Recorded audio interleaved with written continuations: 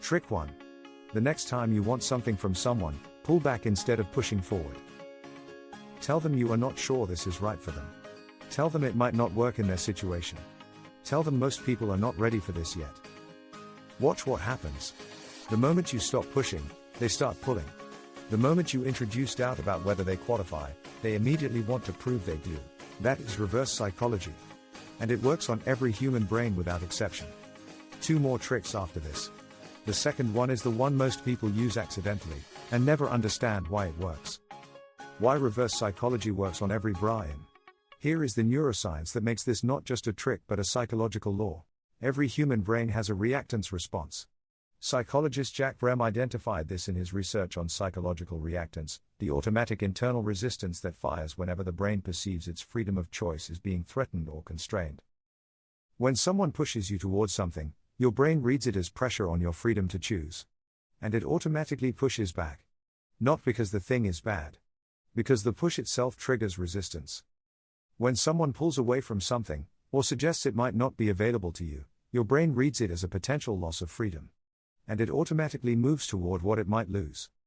Dr. Robert Cialdini's research on scarcity confirms the same mechanism from a different angle. We do not want things because they are good. We want them because they might become unavailable. Reverse psychology works by activating this mechanism deliberately, making the thing you want to offer feel less available, less certain, less guaranteed. And desire fills the space that the withdrawal creates. This is not manipulation in the harmful sense. It is moving with the psychology of human decision-making instead of against it. Trick 2. The strategic withdrawal. Most people do the opposite of this instinctively, and wonder why they get the opposite result. When you want someone's attention, you become more present, more available, more engaged. Natural, logical, and completely counterproductive. Because presence without scarcity creates comfort. And comfort does not create desire. Desire is created by the possibility of loss. The strategic withdrawal is the deliberate reduction of your availability, not as a game, but as a genuine recalibration of how much access you give freely versus how much is earned. You become slightly less responsive. Slightly less available. You give your full attention when you choose to give it, and withdraw it completely when you choose not to. The variation itself creates pull.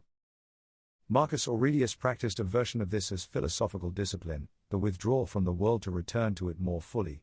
He understood that what is always present loses its weight. What is sometimes absent becomes significant by contrast. Strategic withdrawal is not coldness. It is the management of your presence as something valuable rather than something unlimited. And value, real or perceived, always creates desire. Trick 3. The reverse frame. This is the most precise of the 3. And the most powerful in high-stakes situations. Instead of framing what you want to offer as something they should want, you frame it as something they might not be ready for.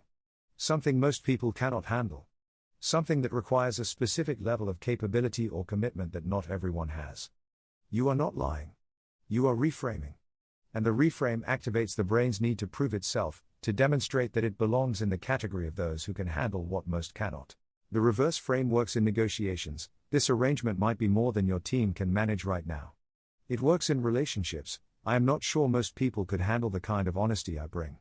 It works in any situation where you want someone to move towards something, by suggesting that the movement requires something special they may or may not possess. Ibn Qayyim wrote about the soul that has been made to feel its own potential is being questioned, that the desire to prove one's capacity is one of the most powerful motivating forces in human psychology. The reverse frame is the deliberate activation of that force. The key: deliver it without condescension. As a genuine observation. As something you are working out loud. The moment it feels like a technique, it stops working. The moment it feels like an honest assessment, it becomes irresistible. Identity line. If you are still watching, you already thought of at least one situation where you pushed when you should have pulled. Where you gave access when you should have withdrawn. Where you sold when you should have created doubt. That situation had a different outcome available. Now you know how to access it. Close. 3 tricks. One principle underneath all of them. Human psychology moves away from what pushes and toward what withdraws. Resists what is freely available and desires what might be scarce. Pushes back against direct selling and leans toward what suggests they might not qualify. Pull back instead of pushing forward. Withdraw your presence strategically. Frame what you offer as something not everyone can access. The next time you want something, Stop pursuing it directly. Create the conditions that make them pursue you. Subscribe.